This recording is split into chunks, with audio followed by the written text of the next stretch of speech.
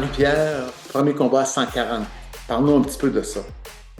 Je suis excitée. Je pense que c'est le bon moment pour faire le saut à 140, étant donné que ça fait longtemps qu'on en parle. Ça fait un petit bout qu'on voit que mon poids à 147, tu sais, je suis toujours en dessous de la limite à la pesée. Puis j'ai quand même de la facilité à faire mon poids, malgré que je suis quelqu'un qui adore manger puis qui est vraiment contente de pouvoir déjeuner un matin pesé. Ce qui arrivera sûrement pas cette fois-ci. Mais 140 livres, c'est une grosse division, c'est une belle division présentement. Je pense que c'est le bon moment pour faire le saut là, à ce niveau-là. On ne sait pas ce qui va arriver avec les ceintures de Chantel Cameron, donc à suivre. Donc, je veux être classée dans dans les deux divisions pour qu'on ait le plus d'opportunités. Euh, Est-ce que tu vas là à cause de la qualité des adversaires dans la division ou c'est parce que tu penses que c'est plus conforme à ton poids naturel? Un peu des deux, je dirais. Je pense que on a la chance de pouvoir faire le test à 140 pour voir justement comment mon corps réagit à cette division-là, puis qu'est-ce que j'ai de l'air dans le ring à 140 livres versus à 147. Mes premiers combats, je pense que j'étais quand même beaucoup plus grosse que mes autres adversaires à 147. Contre Cindy Ryan, on l'a vu que j'étais vraiment plus petite qu'elle physiquement. Mon poids était trop bas. Fait que je pense que c'est le moment de le faire le test. Il y a des excellentes boxeuses à 140 livres. C'est une autre division. Fait qu'on, moi, je suis Là, prête donc, tu à faire dis, des compétitions. pour toi, c'est un test. C'est un test contre Espinoza. Euh, Pas un test. C'est un premier pas dans les 140 livres. Je veux aller me classer dans cette division-là. Je veux pas juste tester, mais en même temps, c'est la première fois qu'on va faire 140 livres. Fait que je veux voir comment mon corps réagit, mais j'ai super confiance, avec mon équipe. On a vraiment bâti un camp d'entraînement dans lequel que je me sens super bien en ce moment. Mon poids descend, ça va bien. Fait que j'ai confiance. Je me sens pas mal au même stade que quand je fais mon 147, mais là, on s'en va vers 140. Fait que je suis pas à moitié morte en train de mourir. J'ai faim, mais je suis pas en méga déficit là, intense. Fait que je pense que c'est une catégorie qui est envisageable. Puis je crois bien que ça va être une bonne catégorie pour moi, 140 livres. Amène-nous maintenant après le combat de Sandy Ryan, Ouais. puis ta préparation qui t'a amené jusque-là. Par où t'es passé? Des up and down. Émotivement, Ouais. physiquement. Des up and down. Ça m'a quand même, un coup que la poussière est retombée après le combat. Tu sais, oui, j'étais super contente de mon combat. Ça avait été une belle performance, malgré le fait que j'avais perdu, mais reste quand même que j'ai perdu. J'ai eu la défaite dans la vie. Je déteste perdre vraiment énormément. Euh, de rembarquer dans le ring puis de retrouver vraiment là, tu sais, la hargne de me rebattre. Il y a eu des up and down. Tu sais, j'ai eu des petits moments où est-ce que c'était moins facile. Il y a eu des moments où est-ce qu'on dirait que j'avais un peu moins de fun. Euh, je suis, je me suis entourée de gens vraiment pour m'aider là-dedans. Puis j'ai tout retrouvé, ma passion, puis tout retrouvé ma tête. Là, ça va super bien en ce moment. J'ai une nouvelle personne qui m'aide au niveau de ma préparation mentale. Puis ça a fait une grosse différence dans ce camp-là. Ah oui? Vraiment, C'est vraiment beaucoup. Ouais. c'est pour toi un déclencheur? Énorme, énorme. Je me connais, je le sais qu'au niveau psychologique, au niveau de ma préparation mentale, c'est souvent un gros point tournant dans ma préparation. Ma condition physique est là. Je sais boxer, mais souvent, entre mes deux oreilles, c'est là que j'ai du travail à faire. Puis là, on a vraiment abordé des sujets précis que j'avais besoin d'aborder, des petites bébites à tasser à gauche et à droite dans ma tête pour retrouver vraiment le chemin de mon objectif. Puis ça a fait une grosse différence. À l'entraînement, je vois une grosse différence aussi par rapport à ça. Il y a quelque chose qui a déclenché dans ma tête dernièrement. Puis j'ai bien hâte que tu me vois boxer justement le 7 pour que tu puisses constater ça. J'ai bien hâte de voir ça aussi. 10 rounds, que ça te fait peur? Non, je l'ai faite la dernière fois. J'avais l'énergie de le faire. Je, je vais un round à la fois, puis ça m'inquiète pas du tout.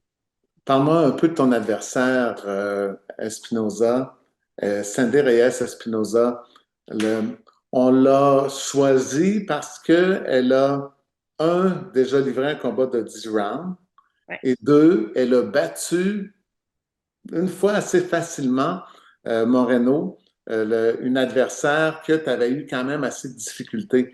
Est-ce que donc tu as eu l'occasion de voir son style, comment elle boxe, puis comment t'entreprends ou quand t'entrevois plutôt le combat? Je sais que ça va être un combat intense. Je dois juste pas me laisser prendre par son intensité à aller toujours vers l'avant parce que c'est ma job à moi. Euh, c'est une fille qui, contre Moreno, la respectait pas du tout au niveau de sa force de frappe.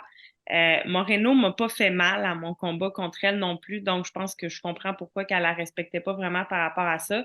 J'ai été super dure envers moi-même après mon combat contre Moreno, mais en le re-regardant, je me suis rendu compte que ben, je l'ai gagné ce combat-là, puis je méritais la victoire. Je suis vraiment pas bonne pour m'analyser quand je sors du ring. Fait que, on devrait arrêter de me poser des questions tout de suite en sortant. On dirait que je dis jamais rien de bon. Mais c'est une fille qui est agressive, c'est une fille des boxeuses mexicaines qui bougent la tête comme elle, il y en a pas beaucoup. C'est une fille qui lance quand même un gros volume.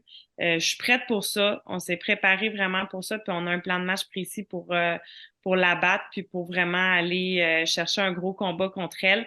Je dois juste pas me laisser embarquer dans sa game puis d'y imposer la mienne. Tu as sûrement lu ou appris, comme tout le monde, que Amanda Serrano, dans son prochain combat contre Daniela Ramos, va livrer des rounds de 3 minutes et un combat de 12 rounds. Ouais. Peux-tu dire ce que tu en penses des 3 minutes tout d'abord? Ben, il est temps. Il est temps que ça change. Ça fait tellement longtemps qu'on parle que la boxe féminine doit doit être considérée au même titre que la boxe masculine en général. On fait le même sport, on est des athlètes aussi complets que les hommes.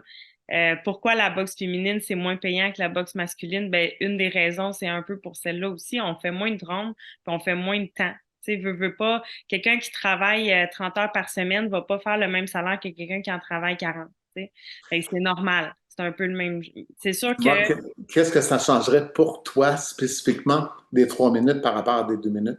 ça permet quand même de vraiment mieux analyser, de mieux s'installer, de faire des combats qui sont peut-être un peu moins garrochés des fois. Tu sais, on a tendance des fois à juste y aller all-in tout le temps. C'est mon style quand même. Tu sais, je pense que sur ce côté-là, le 2 minutes me permet de donner une grosse intensité. Mais tu sais, on en a tous déjà fait du 3 minutes quand on était amateur. Puis je trouve que ça fait aucun sens qu'on soit encore sur du 2 minutes. C'est une adaptation, je pense, pour tout le monde, si jamais éventuellement ça change vraiment pour tout le monde, mais on est capable de le faire. Fait qu'il faut juste avoir une préparation en fonction de ça. Mais Ceux qui dénigrent ça disent que ça va faire des combats moins spectaculaires. Qu'est-ce que tu en penses? je pense pas. Je pense qu'au contraire, ça ferait en sorte que justement la boxe féminine serait justement moins garrochée. Tu sais, souvent les combats féminins, c'est vraiment excitant parce que c'est intense. Sauf que tu sais, souvent, ça va être critiqué en disant ouais, je t'ai vu comment il boxe mal ou tu sais, c'est n'importe quoi, les coups de poing sont garochés, c'est pas Tu bien n'as pas le temps appuyé. de t'installer, tu Non, n'as pas le parce que temps de planifier. Je ça va comprends. vite, 2 minutes, tu sais, fait que de prendre le temps de bien analyser, de bien, tu sais, de faire des feintes, de bien s'imposer, c'est difficile à faire en 2 minutes parce que ça va trop vite. Tu sais. C'est la Fait même chose pour le 12 rounds. ben, tant qu'à faire du 3 minutes, aussi bien de faire la même chose que les hommes. Tu sais, je vois pas pourquoi on tomberait, mettons, sur du 3 minutes puis qu'on garderait des 10 rondes. Tu sais, je pense que Est-ce la que tu journée, serais meilleur, toi, personnellement, est-ce que tu serais meilleur? j'ose l'espérer. J'ose espérer que oui, mais ça serait une adaptation qu'on aurait tout à faire, je pense. Je pense qu'on est tous conditionnés sur du 2 minutes présentement. Mais tu sais, à l'entraînement, je m'entraîne souvent sur du 3 minutes en début de camp. C'est différent, mais on travaillerait différemment. Donc, je pense qu'il y aurait moyen quand même que ça fasse des gros combats puis que ça fasse des bons combats spectaculaires aussi. Parle-moi de ton équipe, tu as parlé de l'ajout d'un spécialiste de préparation mentale. Est-ce que le reste de ton équipe est resté intact de ta préparation au championnat du monde? Oui, j'ai toujours Sébastien qui est mon coach en chef, Claudia qui est mon assistante coach, j'ai Yann qui est mon préparateur physique. Donc, on a gardé le même noyau. Ça va super bien avec ceux-là. On rajoute tout le temps quand même du monde qui sont là, qui sont pas dans le coin, mais on a tout le temps une belle équipe, là, tout le monde ensemble. On travaille beaucoup en équipe. Pour moi, c'est important d'avoir ces gens-là autour de moi parce que de cette façon-là, je me sens en sécurité. C'est des gens qui me connaissent par cœur, puis c'est des gens qui sont là pour les bonnes raisons, puis qui sont là pour m'aider. Fait que il n'est pas question que je tasse personne de mon équipe. Tu as des bourses, tu n'as pas boxé souvent depuis 2 ans, tu as des commanditaires, mais ça ne suffit pas pour vivre de ta profession. Qu'est-ce que tu fais à l'extérieur de la boxe pour être capable d'arriver au debout? Puis comment tu composes là-dedans? Ben, tu sais, moi, je suis technologue en physiothérapie. Je travaille dans une clinique de physio chez Evolution Physio à Terrebonne, qui est la clinique qui traite pratiquement tout le monde qui est blessé dans le milieu de la boxe. Ah oui. Ouais. Donc, je travaille 4 jours par semaine. J'ai un horaire que je peux quand même ajuster en fonction de quand on est en camp, quand on est en préparation de combat. J'ai des employeurs en or qui me permettent vraiment d'ajuster tout ça puis qui m'encouragent énormément dans ma carrière. C'est sûr que c'est plus exigeant, surtout quand on arrive à la fin d'un camp, tu sais, c'est plus demandant quand on tombe justement comme cette semaine, un peu plus en déficit calorique. L'énergie est moins là. Mais j'ai la chance aussi d'avoir, tu sais, des collègues puis des patients qui sont ultra passionnés par ce que je fais, qui comprennent ma situation, qui comprennent que ça se peut qu'aujourd'hui je sois pas ultra bavarde, que ça se peut que je chiale un peu, mais ça va, tu sais, Personne ne te le reproche. non, non, puis quand ils me le reprochent, je leur dis, hey, j'ai faim, fait que niaise-moi pas. Et t'arrêtes de travailler Ouais, combien de une semaine. temps? Une semaine. Ouais, fait que demain, c'est ma dernière journée de travail. Fait que après ça, on focus là, la dernière semaine uniquement sur ce qui s'en vient. Et comment tu composes le travail et l'entraînement? Tu t'entraînes le soir et tu travailles Ouais. de jour? Je m'entraîne, ben, je travaille toujours de jour, du lundi au jeudi. Je m'entraîne le soir, puis étant donné que j'ai 3 jours de congé la fin de semaine, ben, j'en profite pour faire des journées double entraînement dans ces moments-là souvent. Ou sinon, j'en fais un aussi pendant la semaine que je m'entraîne le matin, puis je refais un entraînement le soir. Je commence quand même assez tard pour dire que je suis capable de m'entraîner le matin si j'ai besoin. Puis je finis assez tôt pour être capable de me reposer entre mon entraînement du soir puis la fin de ma journée de travail. Mais c'est de l'organisation, Une bonne gestion. ouais, pas beaucoup de vie sociale, beaucoup d'organisation. Puis mais j'ai du fun à faire ce que je fais. J'aime beaucoup mon travail, j'aime beaucoup mon milieu, mes collègues, mes boss. J'ai du fun à faire ce que je fais. Fait que pour le moment, je réussis à bien concilier les deux, puis ça se passe bien. Amène-nous au combat maintenant. Le soir du combat, comment tu te sens? Combien de temps avant tu arrives? Puis comment tu te prépares?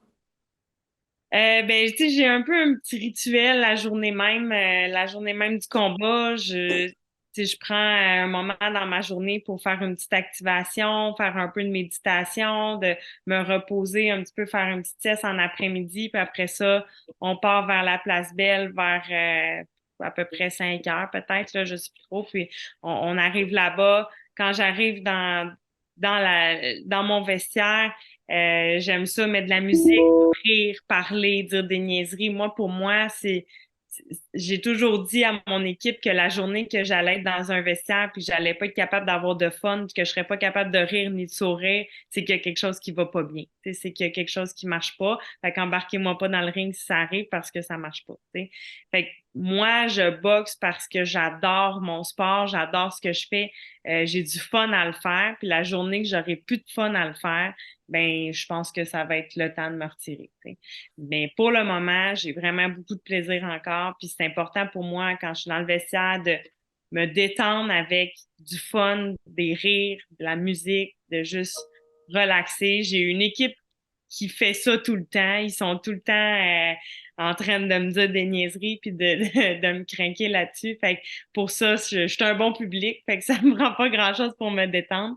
Mais j'aime ça aussi, tu sais, les messieurs de la régie qui sont dans le vestiaire. On a tout le temps du fun avec eux autres. On parle, on niaise, on dit des niaiseries. Puis, tu sais, les messieurs passent dans le corridor, hein, puis ils viennent nous voir, puis ils viennent jaser avec nous parce qu'ils ont du fun. Fait que, tu sais, on est une belle gang, on a du plaisir. Puis pour moi, ça, c'est ce qui fait en sorte que là, je me sens grounded dans mon moment. Je prends toujours après ça un coup que mes raps sont faits, que j'ai mes gants, je prends un petit moment pour juste me focusser, respirer comme il faut, puis après ça, on part à gants. Ça semble être une journée agréable, une belle journée dans ta vie, ça. Et Ouais, le combat maintenant, quand tu marches vers le ring, qu'est-ce qui se passe qu'est-ce qui te passe par la tête? je chante. Ah, Je chante. Je choisis tout le temps.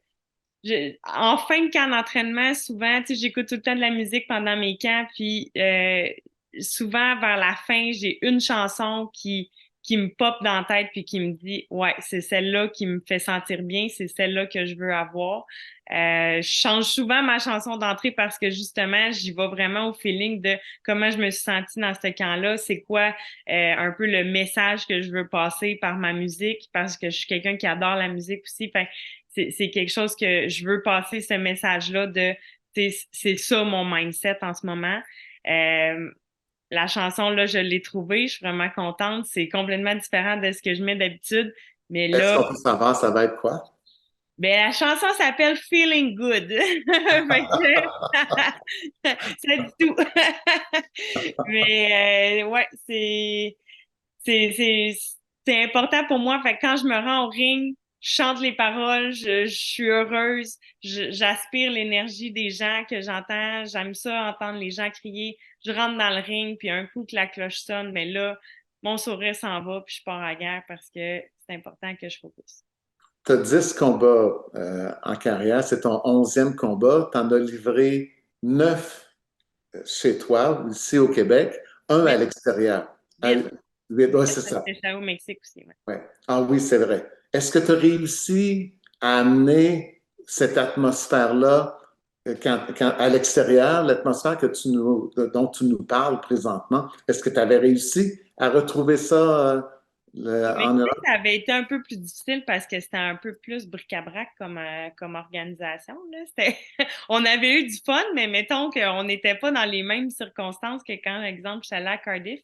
Mais à Cardiff, là, on était dans le vestiaire, puis Pierre est en train de faire mes raps, puis je chantais la zigaison zinzon de la bottine souriante, puis j'étais excitée comme ça avait pas de bon sens parce que je me sentais tellement prête, j'avais tellement hâte d'aller me battre.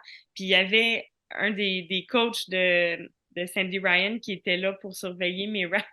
Il était complètement découragé parce que je connaissais les paroles par cœur, puis il T'en as comprenait rien entendu de ce que parler, je oui. disais. Il comprenait rien de ce que je chantais, puis il trouvait ça épouvantable, que ça avait pas de bon sens, que j'arrêtais pas de chanter de même. Mais moi, ça me détend, ça me fait du bien. On a vraiment réussi à aller chercher cette énergie-là là-bas. On a eu du fun avant de monter dans le ring. C'était vraiment une belle énergie.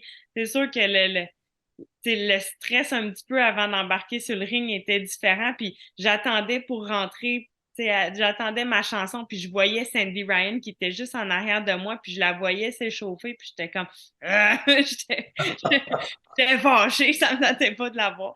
Mais après ça, je suis partie, puis c'est sûr que c'était pas la même chose parce que quand tu fais ta marche vers le ring, quand tu es ailleurs, c'est pas la même ambiance que quand tu es chez vous, puis que tu entends ton monde te crier, puis que tu vois des visages connus au travers de ton chemin, puis que tu vois du monde qui sont là.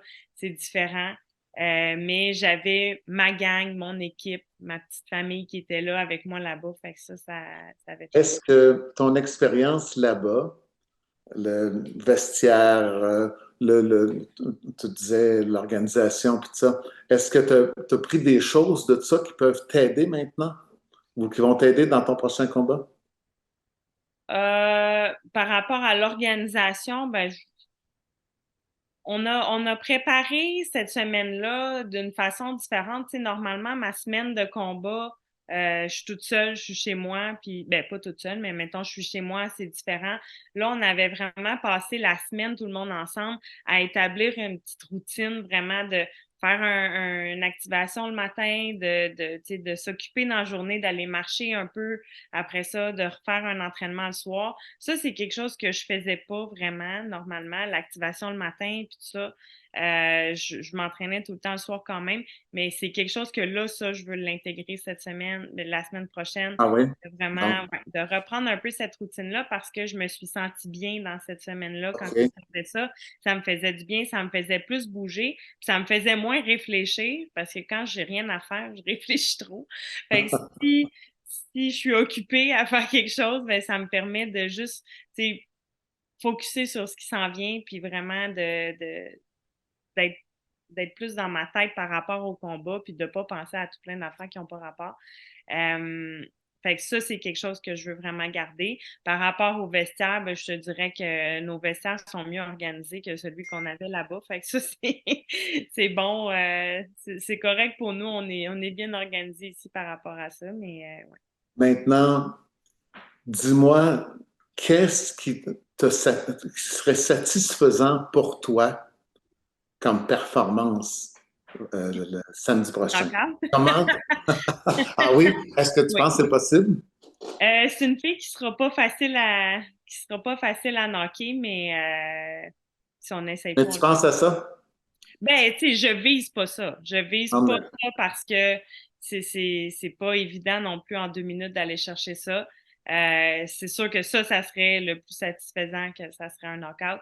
Mais une grosse victoire vraiment décisive.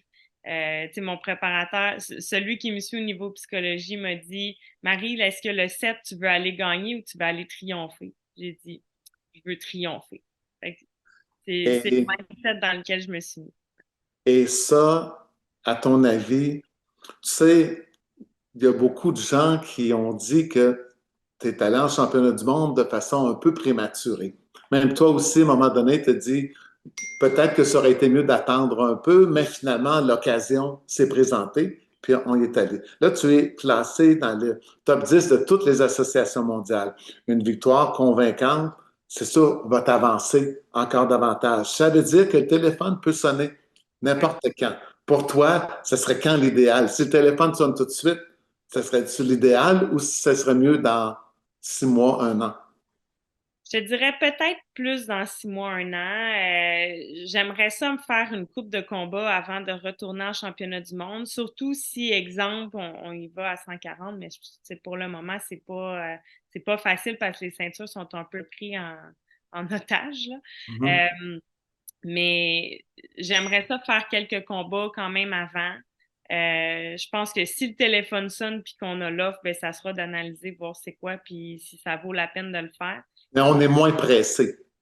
On l'a vécu une fois. Je veux pas retourner n'importe comment non plus, puis contre n'importe qui sans être préparé comme il faut. Tu sais, je pense Être pas un certain championnat du d'amener monde à l'avance. la meilleure version de Marie-Pierre Roule. Oui, parce que j'ai progressé depuis mon dernier combat. Je veux vraiment que ça paraisse à mon combat du 7 octobre, que j'ai fait des ajustements, qu'on a progressé sur plusieurs points. Je veux le sentir dans le ring, je veux le voir en combat, ça. Puis je veux, tu sais, continuer de m'améliorer constamment. Puis éventuellement, le retour en championnat du monde va venir. Mais on l'a dit, j'avais un peu un manque d'expérience. Puis c'est ça qu'il faut que j'aille chercher.